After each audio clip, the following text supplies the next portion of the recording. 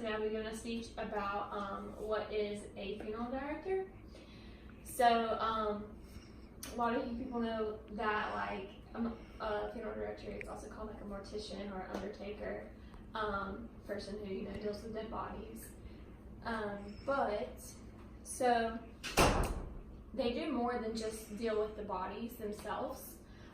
They also do they like arrange for removal of the bodies as well, like from the sites. So like what I used to do, I was on like for example, I worked at Pew Funeral Home here in Asheboro, and I was on the transfer team. So like if somebody passed away during the night, I would go pick them up and then transfer them back to Pew, because that's when they were going to be processed and everything. And some morticians do that as well, also. So they also handle all arrangements for funeral services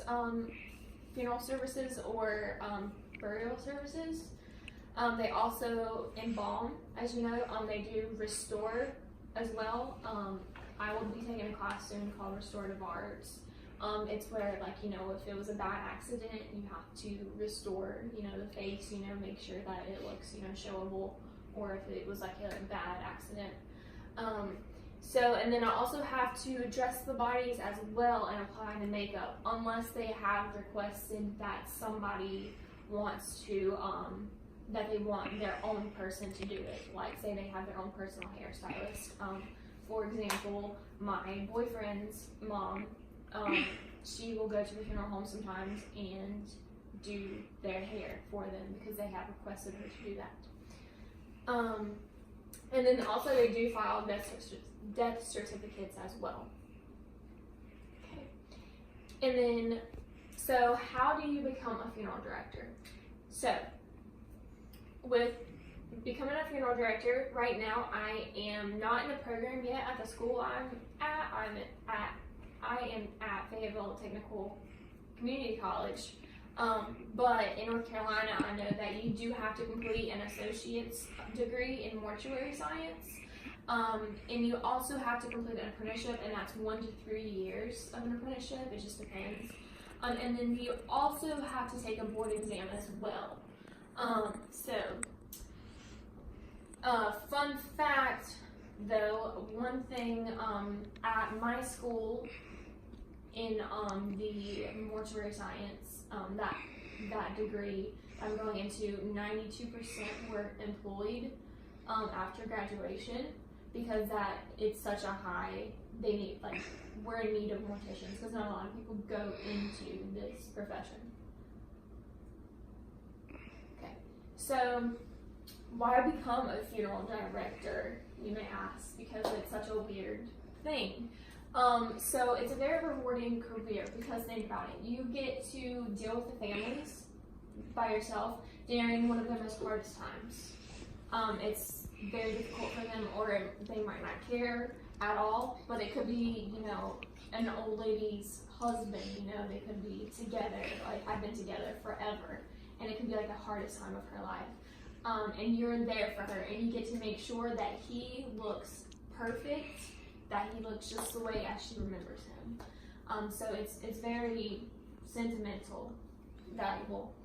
And it's always in demand, like I said, about the 92% being employed at my school after graduation.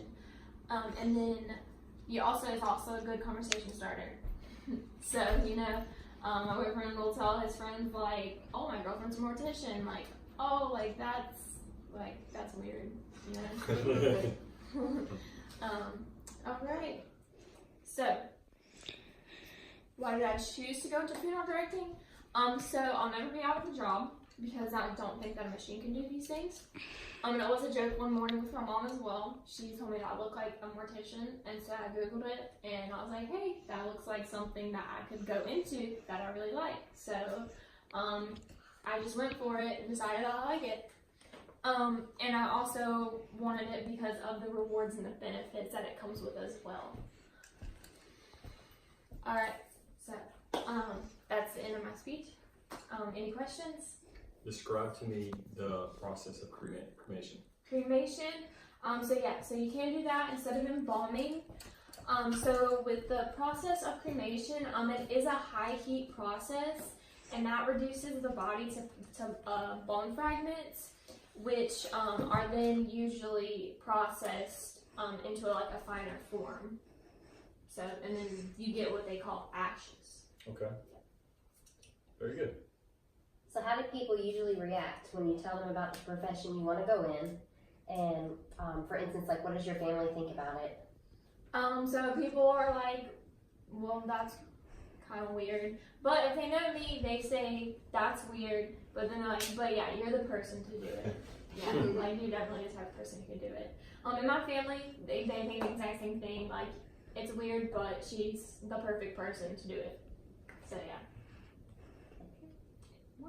Is it true that you have to sew people's mouths shut? So no, you actually don't. Generally, with like the eyes and the mouth, it doesn't involve using sutures. It's more like a glue-like substance. Okay. So, you know it? Okay. We're good. All right. Thank you. Thank you.